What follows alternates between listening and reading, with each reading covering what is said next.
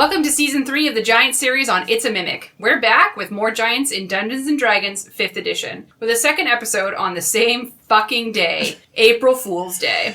In this season, we are digging into all the information that we could find in the Bigby Presents Glory of Giants. I am Megan, and joining me, of course, is Casey. This episode is part 2 of our conversation on the Scions that have been added. This is going to focus on all the Scions for Fire Giants, Cloud Giants, and Storm Giants. But first, wine!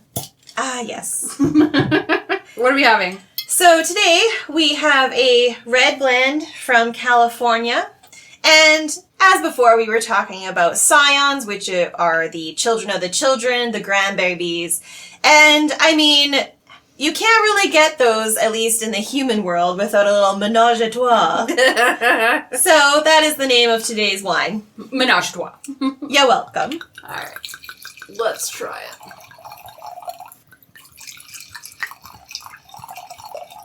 Amazing.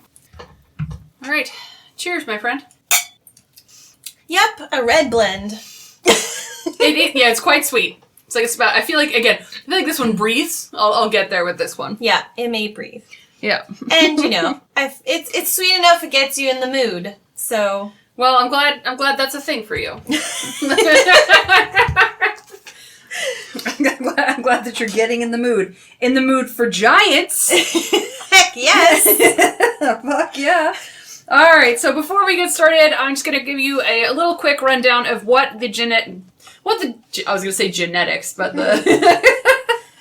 general information about what a Scion of the Giant God actually is. So these are the giants that are, as Casey mentioned, the children of Anam. So they are the grand bébés. And because of this, they are, of course, very special beings that infuse the world around them with primeval magic.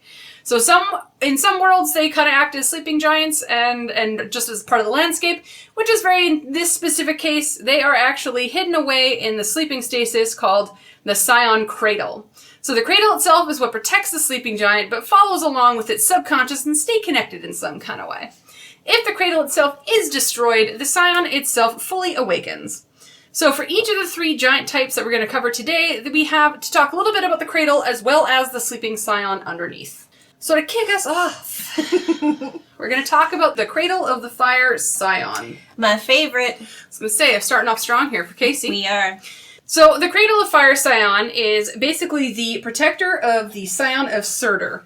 So as mentioned, if it is destroyed, that is the Scion that gets arisen from the core of this sucker. So the actual Cradle of the Fire Scion, when it is arisen or annoyed by the things around it, it is actually described as a molten juggernaut that is to be absolutely feared. So this is kind of like how... So this is now, think deep within the mountains. Yeah. Like past the stone giants, deep within the mountains. Think again, fire giants that use the cores of basically the earth to create the best weapons they can think of, right? So often folks will risk their lives to dive deep into the mountains for rare ore and find themselves awakening this tempered beast by accident. It's usually not often sought after, for sure. Yeah. That is because it is a whopping CR 25.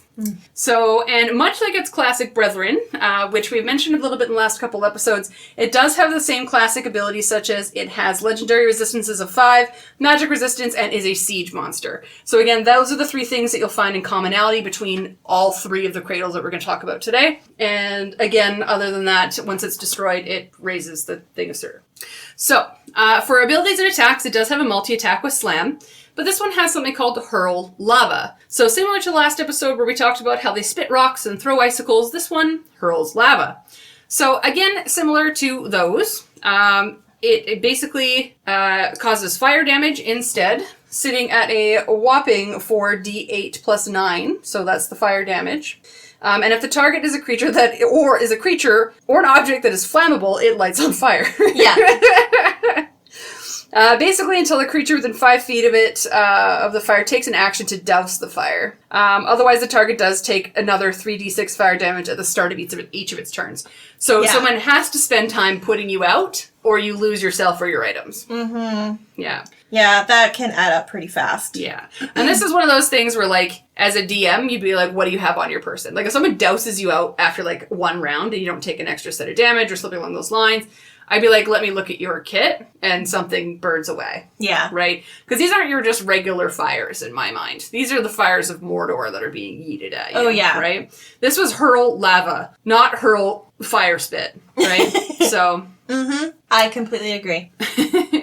So this one also has an erupting fire breath. So we saw a breath-esque weapon from one in our last episode. This one is pretty similar. So this one is a 90-foot cone of fire, a DC of 24 dex save to avoid it or take 10d10 fire damage, and also take the poisoned condition.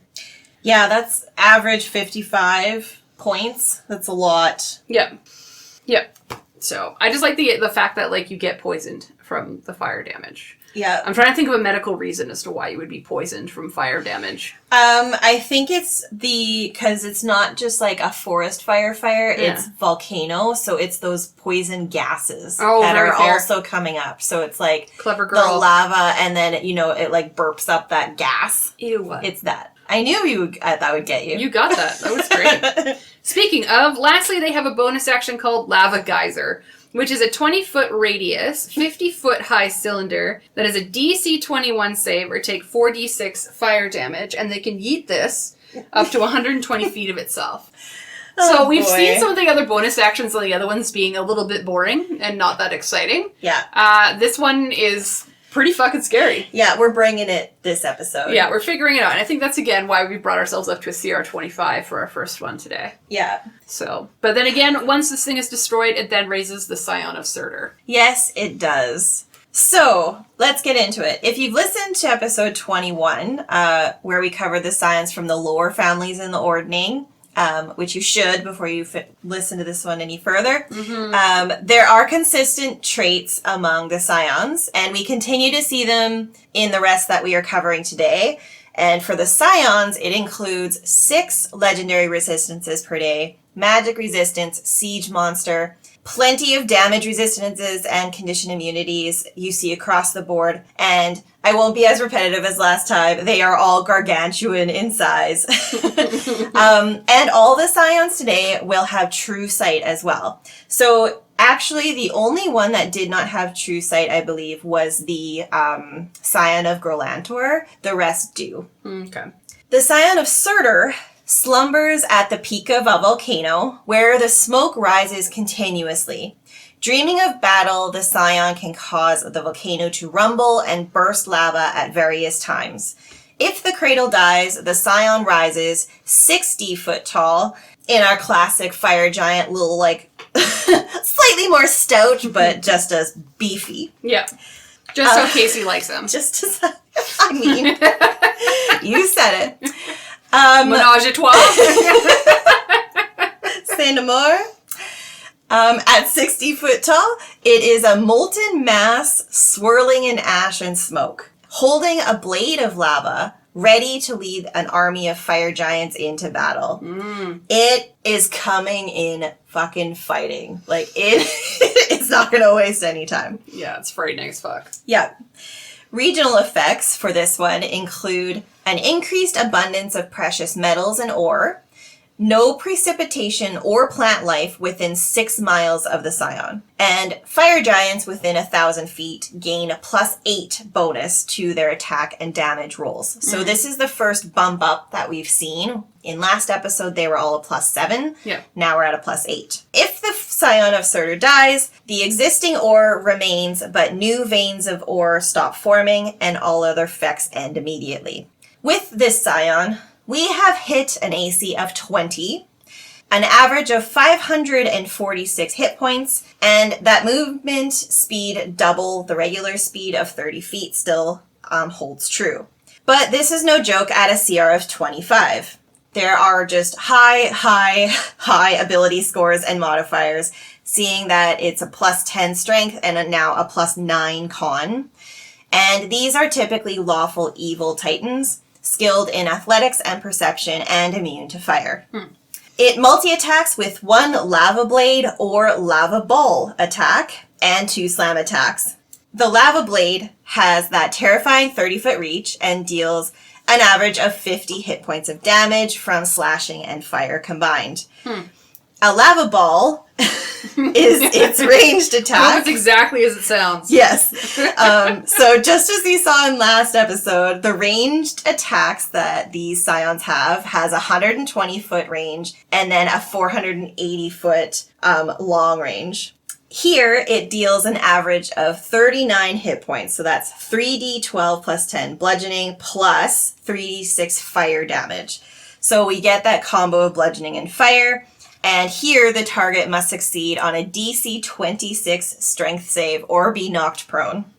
26. That's a lot. Yeah.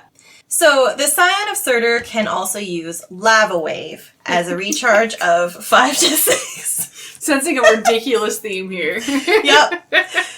It emits a wave of lava either from its blade, from its hands, or from its mouth in a 90-foot cone. Oh my god. Creatures within that must make a DC 25 dex save or take 11d10 fire damage and are restrained from being embedded in the hardening rock. Targets can attempt to be freed with a DC 25 athletics check by, itself trying or someone trying to save it. Yeah.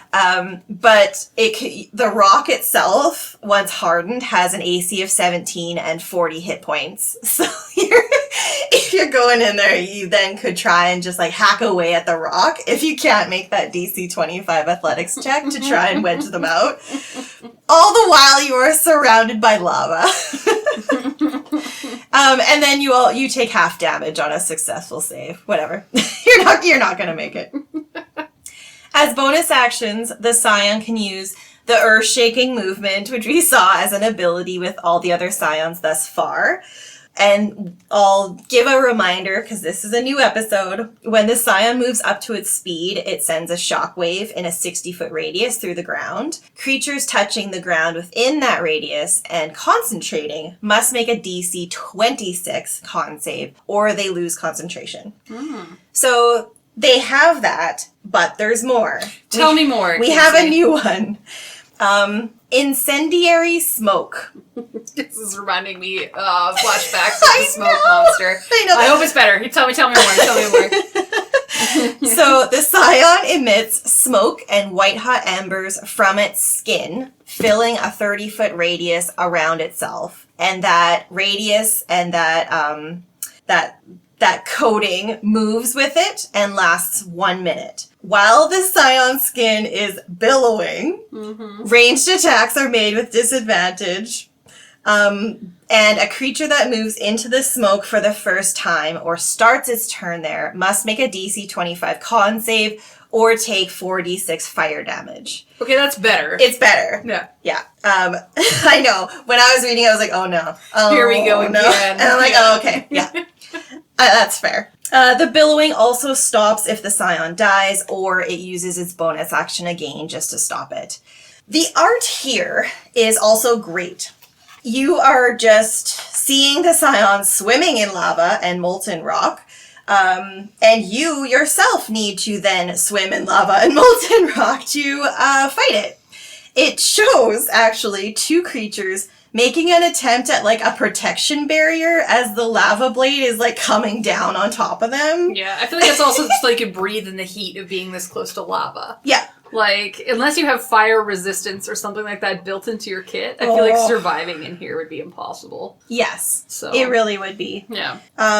Yes, and again, I like the theme of them showing the size difference and also just showing some kind of effort to protect themselves against this thing. It's valiant effort. It's that colorful orb you're putting over yourself. That's cute.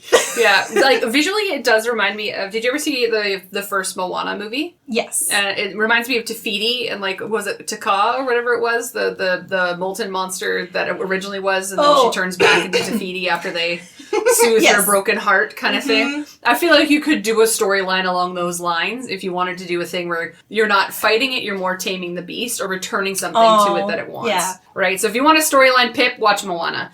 But But otherwise, it is absolutely... there's no reason in my mind that you would be this deep in the depths of that much lava to come across one of these unless it is by accident, right? Yeah.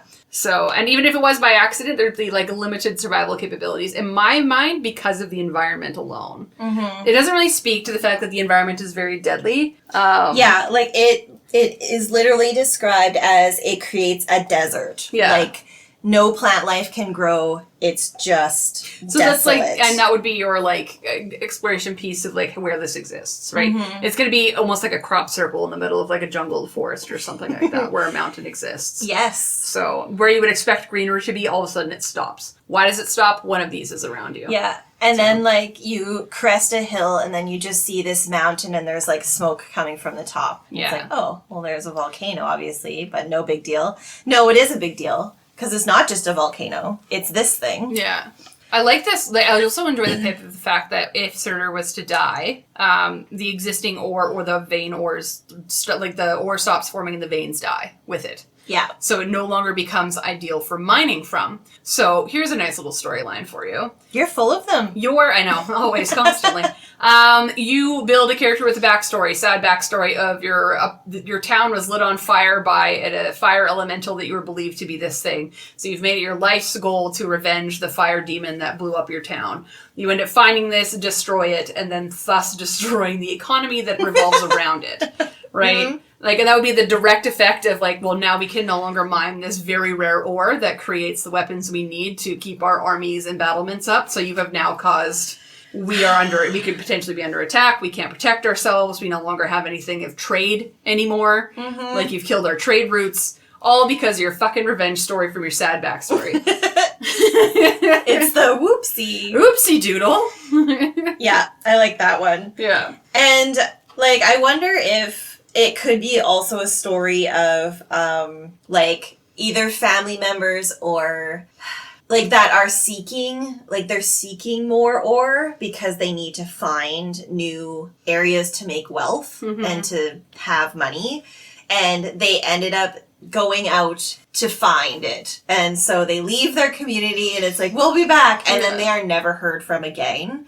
And years later, you know, their child who was 5 when they left is now 17 and is like, I am going to find out what happened to them, and goes and seeks out where they potentially went. And through hints along the way, they end up going down there and find out that they delved too deep and they got, like, sucked up and destroyed by this caught thing. up with the Scion of Surtur. And maybe even then it was just that they interacted with the Cradle. Yeah.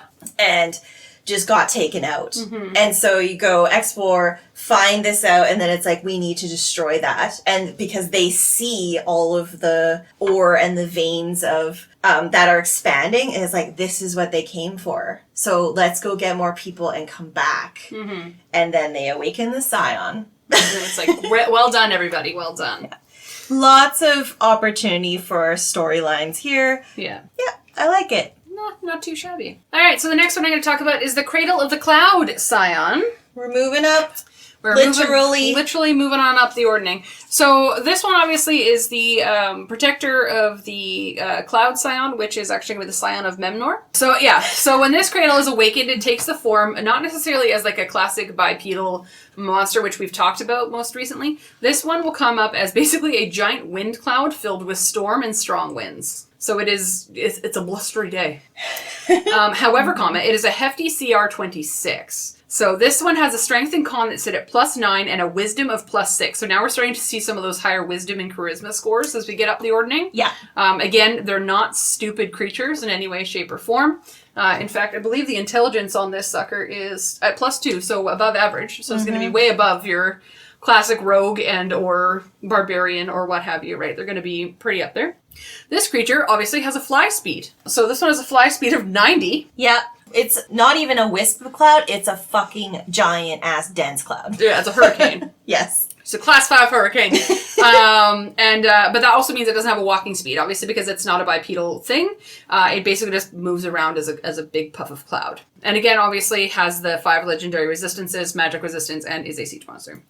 Its multi-attacks are using a wind javelin instead of its classic weapons, along with a classic slam. But the wind javelin is basically a ranged weapon attack. It's a whopping plus 17 to hit, with a range of 120 for 4d8 plus 9 bludgeoning damage, plus 3d6 thunder damage. And the target must do a DC 25 strength save throw or be knocked prone. I feel like when the DC is that high, it also needs to be more than just you're knocked prone. Like, I feel like you are just... Especially with a javelin, I feel like you get impaled. Yes, like you are not just like, ugh. You are fucking impaled and like drove into the ground for several feet on your back. Well, that's why I like this one, is because like in my mind, I feel like because they didn't choose the classic rock or like, you know, like that you would with a giant and they went with a javelin, is because I feel like if you're dealing with a giant windstorm and cloud, you're just going to have random objects coming flying at you. Yeah. I feel like I wouldn't even use a javelin. I'd be like, a cow gets thrown at you. Right? Like, yes. Oh my god. And it could even be like it could be an ice storm, and it could be like just a shard of ice that comes. Oh, we're gonna get into ice storms later. This is just a classic windy storm. Okay, fine. Yeah. Don't get ahead of yourself, milady. Sorry. All right, so other than its regular multi-attacks, it also has a vortex ability and a thunderclap reaction. So the vortex is a 30-foot radius, 100-foot cylinder of wind that it can generate within 90 feet of itself. This is a DC 25 dex save, or take an average of 71 bludgeoning damage, which is 11d12. For those who want to do some creative mathing. And then you are restrained by the vortex. This lasts until the end of the vortex's next turn, or a DC 18 dex or strength save to get out, but you are yeeted 3d6 plus 10 feet away from it once you release yourself from it. Yeah, because you are in a tornado. Yeah, you're basically flying out of a tornado if you were to remove yourself from it. So... Oh my god. And then it has its reaction, which is the thunderclap. So this is the cloud itself. If the cloud was to take damage, it can have one reaction to unleash a loud thunderclap that is it happens with a 30-foot sphere, and it's a DC 25 con save or take 4d8 thunder damage. I don't understand why it doesn't say that you would be deafened. Oh no, you are deafened. It does. Sorry. Yeah, so it's 4d8 thunder damage and have deafened condition for 1 minute. So it's 10 rounds, ladies and gentlemen. Yeah. Yeah. Oh. I was like, wait a minute. I didn't write down that you could be deafened. You have to be deafened by this. Because, like, you're deafened by regular thunderclap. So I feel like you would have to be by this. Yeah. There is a significant amount of saves that you are rolling if you are encountering any of these cradles or any of these scions. Yeah. Like, get used to rolling ridiculous saves all across the board. Like, we have dex, strength, con, like, it doesn't end. Yeah, like a battle tactic for this would be a way to get advantage on saving throws. Yes. Would be the only way I think that you would be close to getting some of these DCs. Now that we're into the CRs of 26... Yeah. Obviously the DCs are going to be excruciatingly high, which means there's probably a lot of your players that even if they rolled a nat 20, still won't make the DC. Yeah, because if you are... Depending what tier you are, obviously. Yes, but like, if you have never been Dexy... Yeah. Your whole campaign. You're a wizard. You're not going to have dex saves. Yeah. So you need a +6 just to meet the DC. Yeah. Yeah. Anyways. So if you happen to destroy this, or dissipate of it in some way, shape, or form, the Scion of Memnor appears. It does indeed. And it appears as a dense tower of clouds. The Scion of Memnor never dissipates, and it often lingers over a remote valley, leaving the valley in cloud cover. It can cause strange behavior to creatures that live beneath it, and they tend to find themselves leaving gifts to the rain spirits, and also practicing trickery amongst their community. This is a whole spin from the other scions that we have seen. Yeah, literally a spin. It is. Tornado jokes. And they're gonna continue. When the cradle dies, the Scion of Memnor reveals itself from the clouds, often laughing. It is 75 feet tall and holds a morning star made of magically dense clouds. it sees creatures, this time not just to swipe and disappear and destroy, but it sees creatures as toys and uses illusion magic to cause confusion and even make creatures fight each other. Nice. And at a whim, it can also use thunder and wind to destroy any threats. Yeah. So I feel like threats would also be ya bore me. Yeah. And so if you start talking back, it's just going to wipe you out with a gust of wind. Yeah. Well, this is where we're seeing the increased wisdom score come from, right? Is that it's kind of like a trickstery, and the charisma of this sucker's like, what, +8? Anyways, I'll let you get to it. Yeah. Yes. So let's cover the regional effects. So again, we are spinning it here. The first is a compulsory offering. The first time a sapient creature comes within 6 miles, it must make a DC wisdom save. So here we've got another one, wisdom saves. Or feel an overwhelming compulsion to leave an offer that is worth at least 5 gold pieces and hiding it somewhere out of sight in that area. This happens only once to a sapient creature, but I'm sure it never forgets. Additionally, whispers can also be heard within 1 mile of the Scion. And with an intelligence score of 5 or higher, creatures can interpret the words as instructions to prank someone. How fucking ridiculous. Okay, we're taking a little bit of a twisty twist with this We one. are. Yeah. And finally, the cloud giants within 1,000 feet of the Scion gain that +8 to attack and damage rolls. Yeah. And all of these effects end immediately when the Scion dies. So, typically chaotic evil, Scion of Memnor skyrockets to 656 average hit points and has a fly speed of 80 feet. And they do not provoke opportunity attacks when flying. So, yeah.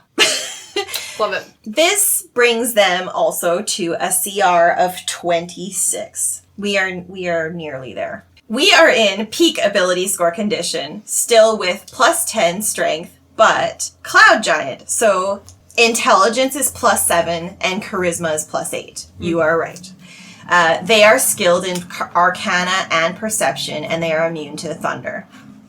The Scion of Memnor multi-attacks using its Cloud Morningstar or Wind Javelin and 2 slam attacks. Yes, of course, the wind javelin. The Wind Javelin. It makes so much sense. So the Cloud Morningstar has a 30-foot reach and deals an average of 54 total hit points between Force and Thunder. And the Javelin can be thrown at a range of 120 feet, but with the Scion, it offers that 480-foot disadvantage range. Yeah. Dealing an average of 43 hit points of thunder damage, and the target must make a DC 25 strength save or be knocked prone. Yeah. For its unique ability, we have Thunderous Vortex, slightly different. Slightly. With a recharge of 5 to 6. The Scion magically creates a vortex of wind in a 60-foot radius sphere centered on a point it can see within 120 feet of itself. Each creature within that sphere must make a DC 24 strength save or be pulled straight toward the sphere's center, ending in an unoccupied space nearest to the center. Then, a burst of thunder erupts from the center, Nice. dealing 8d12 thunder damage and causing a DC 24 con save, or you are stunned until the end of its next turn. So A little more badass, yeah. yeah, like we saw another Scion that dealt damage and then scooped the creature up 100 feet to the top of the cylinder to drop it. Yeah. This one does the damage and sucks it to the middle of the sphere, then sets off a bomb. I love it. Like, yikes.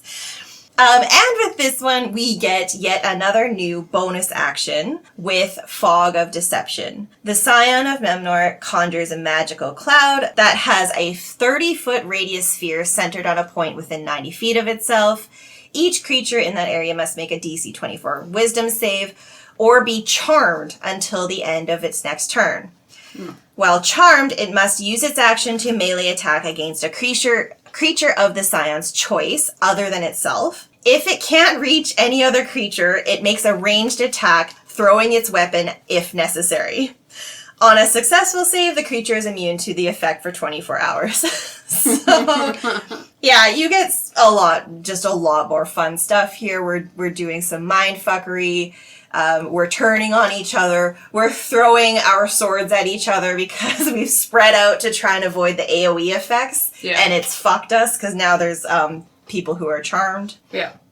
So, I am mildly disappointed in the art for this one. Yeah. So it does show a very, very large cloud giant that's like emerging from the clouds. But help me because I can't quite figure out what this other thing in the image is. Oh, it's an airship. It's an airship? Yeah.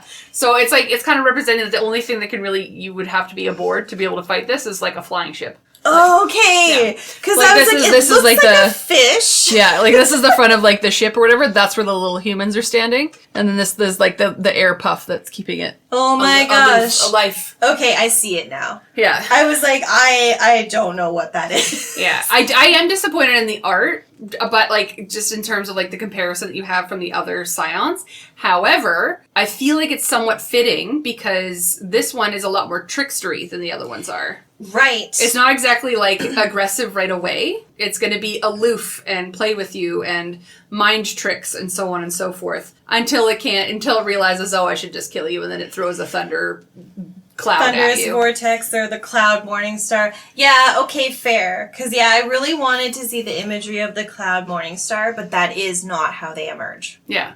And yeah, they would throw this airship like into a swirl and like watch it with hilarity as it like plummets to the ground in a spiral, and it would have fun with you before it actually like does any like angering damage because it knows it can kill you. Yeah. Until it feels threatened, I don't think it's going to stop laughing at you. Yes. So, especially if you're coming at it in a little air balloon, you know what I mean? Like it's going to be like, what are you doing?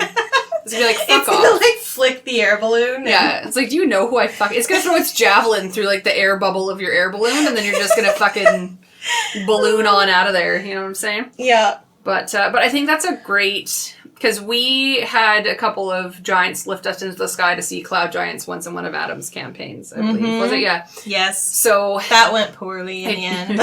I luckily but not so luckily was not there for that episode, but I was there for when we got lifted into the sky. Yeah, too long don't read, we plummeted to the earth and they all died.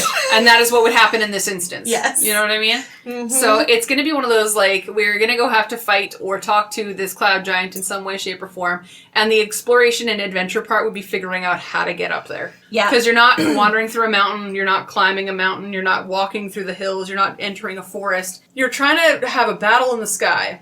So that would be a problem solved for your team already. Yeah. That would be fun to set up for you as a DM, right? How do you do airship battle? Don't listen to Spelljammer. Figure it out on your own. How do you do, like, do you want to have like a sky armada, or do you like, how do you have a war or a battle with a cloud giant, right? Yes. The approach is completely different in this one. Correct. Like, we are spinning it all. The magma pool one was one that would already be very environmentally hard to figure out. Yeah. But there's ways to get into a mountain. Getting to it will not be the problem. Fighting it will be. Yes. This one, getting to it will be the problem. Yeah. And fighting it will be the problem. Yeah. So you're dealing with two different structural issues here. So. Agreed. And I would even have those regional effects, like the mischievous whispers, especially if, say, you go up higher in an airship, or if you have creatures that are flying, you're riding on the back of your druid who turned into the eagle,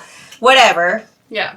I would have that get stronger and stronger the closer you come to the Scion. So that, yes, it's within 1 mile, but when you get within like 500 feet, 200 feet, you might even have to roll some con saves because it's just like enrapturing your mind. Because I think it would find that hilarious. And so it would just, it would just be like, come on, keep getting closer, see what happens. Yeah.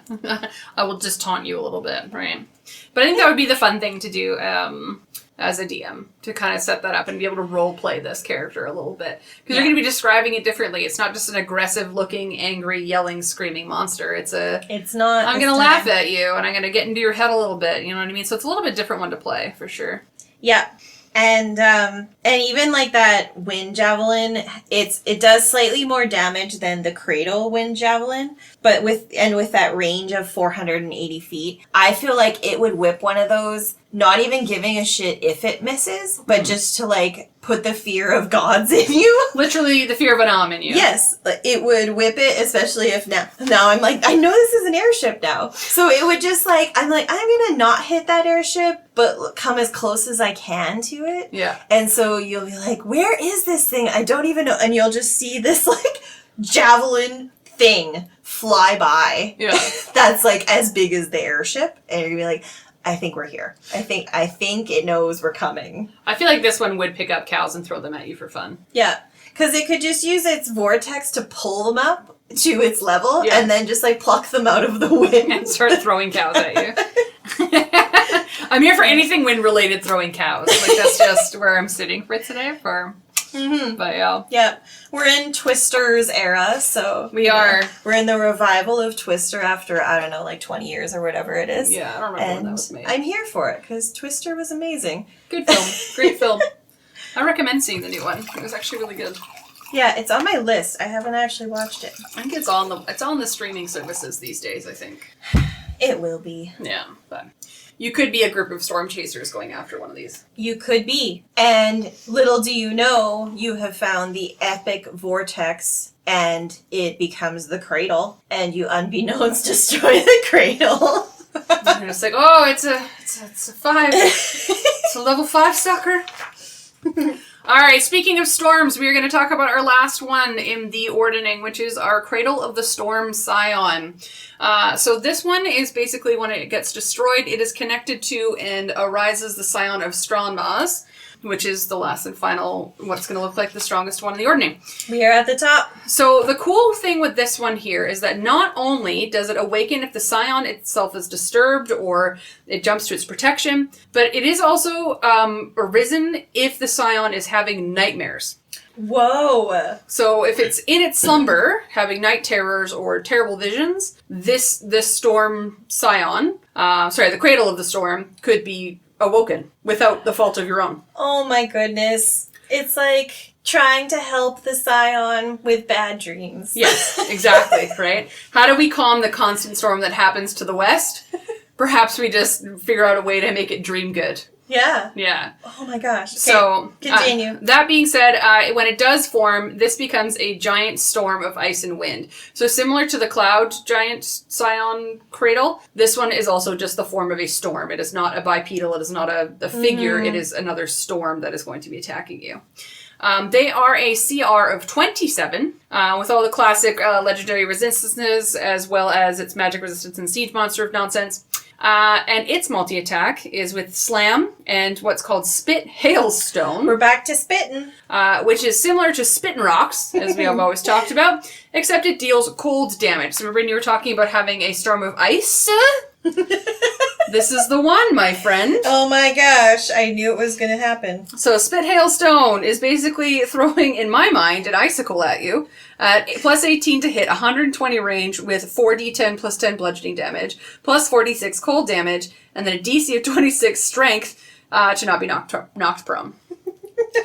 So, and again, I feel like it's whipping icicles at you. I feel like you're going to get impaled and you might take a bit of piercing damage if I was your DM. Yeah. Have one, just embedded in your shoulder and you gotta, pull it out. Yeah. Or even if you're taking, if you think of those large balls of hail. Oh, yeah. You're going to have a concussion if you get knocked in the noggin by one of those. You know what I mean? So, keep those things in mind when you're thinking from a visual standpoint that this is a storm of ice, thunder, the whole shebang. But their other cool stuff is their Lightning Barrage ability, which is basically multiple thunderbolts being thrown at 2 creatures within a 500 fucking foot range. A DC of 22 dex save, or take 11d12 lightning damage, and then be stunned until the end of your next turn. Okay. Yeah. Multiple magical lightning bolts. Up to 2 creatures. 71 average points of damage. Yep. Oh my gosh. It's okay. If you fail your 22 dex save, you will only take half damage. There you go. I always have to mention that, Sometimes you just gotta remind people. Half damage is an option. The last thing it has is a reaction called Booming Step, which think Misty Step, but a little bit louder. Immediately after it takes damage, it can basically crack with thunder and then magically teleport up to 60 feet within a space it can see. However, when it does that, each creature that is within 10 feet of itself is a 22 DC Constitution save or take 4d6 thunder damage, and so on and so forth. This one, however, doesn't say that you can be deafened. So that's true. I would add that, though, because it's thunder fucking damage. Yeah, that's fair. Yeah. And imagine how frustrating it would be, like, to finally get within 10 feet of this thing. Like, say your barbarian has fought 5 rounds just to get up to this thing, and then it hits, and then as a reaction, it just bounces away. It's like, absolutely not. But it just reminds me, again, Twister reference, it reminds me of, like, the hopping tornadoes. Like, how they disappear and reappear in a different space. That's what it reminds me of. It's like the hailstorm tornadoes. Totally. That are hip-hopping around. So, anyways, and then again, if this was to be destroyed, it will release the Scion of Stronmaus. Yes, we have reached the end. Oh my goodness. Okay, so the Scion of Stronmaus, highest up in the sky or deepest into the ocean, its dreaming effects are not felt in the world, but its dreams range from joyous to nightmares. With a slow drift closer to the ground or the ocean surface, horrible storms will take place. But if the cradle is destroyed, the Scion of Stronmaus emerges tallest of them all at 80 feet. She big. Relieved that it is free from its dreams, the Scion does not lash out, but is more interested in the humanoids and creatures it encounters, talking to them or even protecting them. We are in a new realm. If threatened, however, it will unleash immense elemental power. I like how that's the shift, though, is because you just ended up fighting a fucking storm, and this thing emerges. Your first guttural reaction is give you to attack it. Yep, but it's actually the calm after the storm. Yeah. Yep. When we're looking at its regional effects, there is extreme weather within 1 mile that changes day by day. There are two-way portals to the elemental plane. And so if it is up in the sky, it is the elemental plane of air. If it's deep down in the water, in the ocean, it is the elemental plane of water. These portals open up within 1 mile and they allow elemental creatures into the world. Amazing. Yes, I like it. This is a new spin and goes to the level of the ordning we're in and like the level of power and intelligence that we're in too. Yeah. And storm giants within 1,000 feet gain +8 to attack and damage rolls as well. And as usual, if the Scion dies, these effects end immediately. So let's take it home. The Scion of Stronmaus has has the same AC, hit point average, walking and fly speed as the Scion of Memnor, but it also won't provoke opportunity attacks while flying.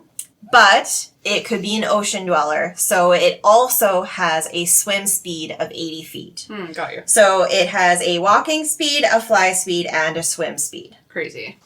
The highest ability scores you'll ever see. They're skilled in Arcana, History, and Perception, immune to lightning and thunder damage. Yes, so we're talking +10 to Strength and Con, Intelligence is +8, Wisdom is +9, Charisma is +7, and their lowest score is Dex at +5. Yeah. It's just, yes. So we are at a CR of 27, just like the Cradle.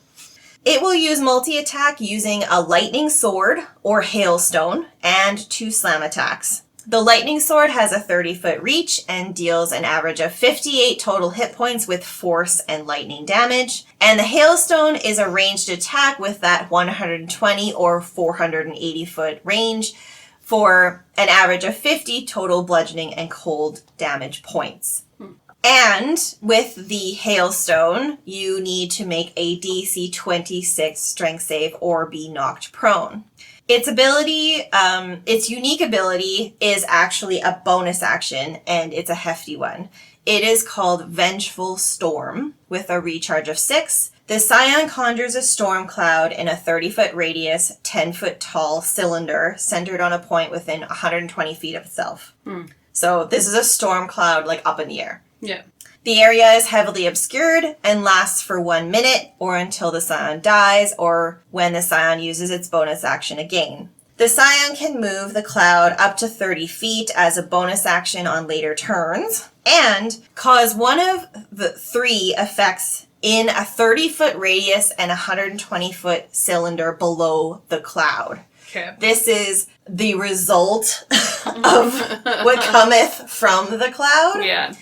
You either get Acid Rain, which is a DC 25 con save, or be covered in acid for 1 minute, or until a creature takes action to remove the acid from itself or someone helps them. Yeah. You take 4d12 acid damage at the start of each of your turns while covered in acid. Amazing.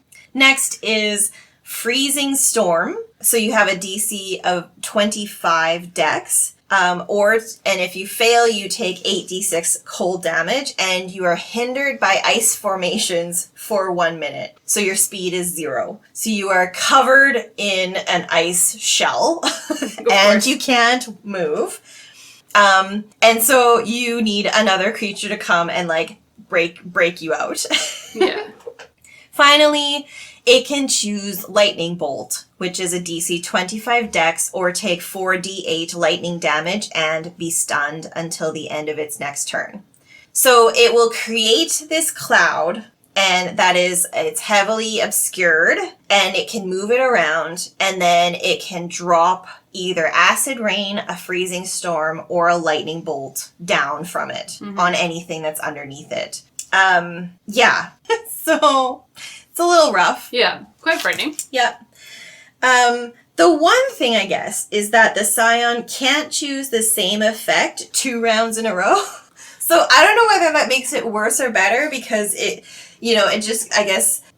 if you're, say, immune to acid damage or something, and then it keeps doing acid, you're like, ha! This isn't doing as much damage as you think. Yeah. But no, it actually has to change it. So it's like, ha! It's not, and then it's Freezing Storm.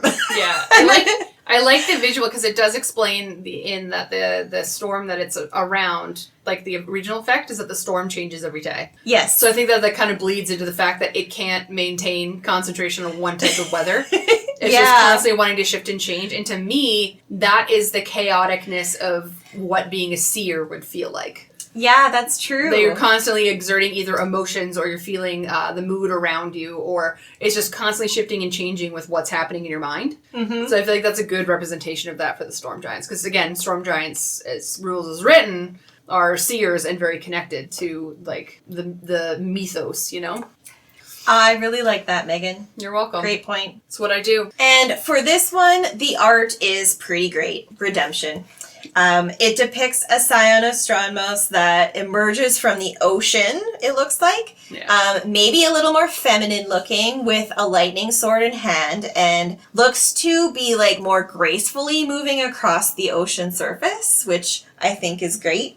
And then, of course, in true consistency, there is what I do believe is a boat on the ocean with 4 comrades that are facing this fucking Scion of Stronmaus, and they just look like these tiny little peons that, will probably die pretty quick. Yeah. But, the art is lovely. She even has, lightning hair. Yeah. And, she's very phenomenal. Yeah. Damage of grace and beauty is what it looks like. Yes. Good. But yeah, the storyline I'm thinking for this one would be, your group wants to get to the plane of air for some reason. There's something going on in the plane of air. One of your players is from there and is like, I just want a fast way to get home. And then someone's like, well, obviously there's the portal within the storm. And no one knows that, of course, it's controlled or being protected by this giant. But they go in, they think that they're fighting just a storm to get to this portal. So there's a couple of role-playing opportunities as a DM. One, you can do ocean battles if you wanted to. What is it like to fight a storm in a ship? Mm-hmm. And then you end up doing that, you get rid of the storm, the cradle is gone, and then you see the portal there, but then all of a sudden in front of it appears now this giant storm giant, which isn't going to attack you right away. That's correct. So then it gives your team an opportunity to either A, have those role-playing moments, or B, be idiots and attack it right away. Mm-hmm. And then be able to have a conversation with this thing if they want to, because it's willing to and it would. Yeah. Right? And this is one of those good role-playing moments as a DM to do the whole, like, future-seeing thing. Like, I know that a lot of DMs, and Adam uses this tactic a lot, I've used it before, where giving people glimpses of what your future might be. Mm-hmm. Right? Maybe it's how you die, but it's very ominous in XYZ. This is a good opportunity to put one of those kinds of scenarios in here, because a storm giant would do that. Yeah. And that's how that would fit in. Right? I love that. And if you play it right, they may let you just go through the portal. Yeah. And they're awake, and so they're like, well, I'm awake for a while, so, like, just make sure you come back before I go back asleep, and I'll make sure that, like, there's nothing that's gonna happen. And they're like, oh, well, how long is that? It's like, well, I might be awake for, like, 100 years. Yeah. But I could also see you doing a Twilight scenario with this one. Stay with me, everybody. So at the end of the last Twilight movie, it was a huge fucking shit to anyone who's read the books, because they basically changed the ending in terms of Alice, who can see the future, made you see the battle where everyone died before revealing to you that she was just showing you a vision of what the future would be if you chose to fight. I feel like this Scion would do that. Mm-hmm. You would go into battle with this thing, fight it, total TPK, and then all of a sudden it's just like, this is what would have happened to you if you actually decided to fight me. Do you want to fight me? Oh my god, it's so good. Right? So good, because it would be a TPK. Yes. And as a DM, you would see the trauma and emotional damage as you, and the flipping of the, what else do I have? I must have something. You don't have something. But it would be the opportunity for your whole team to pop off everything they have, try every skill they have on their page, look at all of the items that they have, and have that panic moment of, I don't think we can do anything else, guys, and we're stuck in the middle of the ocean, we are going to die. And then you all die, and then it's just like, yeah. Are you sure you want to fight? Oh my god. Yeah. You are ripe with the inspiration today. Dude, I like giants. Giants are great. They are. And this book just makes it, like, even easier. It made it easier for me, because, like, I've always loved giants, and I've always loved, like, the histories behind them, and the fact that they are just as ancient and amazing and filled with history as dragons are, but they don't get as much attention because of how rare they are to find them, or because DMs don't know how to use them. And so this book, for me, gave me, even me, a lot more insight into how to use them in my games, why they would appear in your games. And it's always just like, well, they're like, everyone's like, well, they're so complicated, why would they appear somewhere? And it's like, well, why are you running into a dragon? Yeah. Like, it's equally as weird and complicated to walk up to a dragon in a campaign as it is to suddenly come across a giant. Mm-hmm. So think about, like, get your priorities in check. Like, yeah. I am very glad that they added this whole aspect of the Scions. Their end game. Like, they are either their end game if you're wanting to go battle for whatever reason you need to battle them. yeah. Or they are let's check yourselves a little bit to know what powerful beings are actually out there. Like, you're not very powerful. Or just, like, arc checkpoints, right? Yes. Yeah. Yeah, they add a lot, and they're very inspiring, and the art is great. So, yeah, I'm happy with them. Yeah, me too. All right, so that is all for this episode of the Season 3 of our Giant series. And we'll be back in a couple of weeks with more updates from the Big B Presents Glory of the Giants. Thanks for listening to this episode of the It's a Mimic podcast. If you'd like to support us, we have a donate button on our website, itsamimic.com, and a Patreon. If you'd like to discuss what you've heard here today, you can find us on Facebook, Instagram, and at r/itsamimic. And patrons can chat us up on our patron-only Discord channel. For other episodes on other kinds of monsters, you can find us on Apple Podcasts, Spotify, and YouTube, or wherever you listen to your podcasts. Thanks again for listening to It's a Mimic, where you never know what you're going to get. Like 2 episodes. Happy April Fool's Day. Yeah. You're very fucking welcome.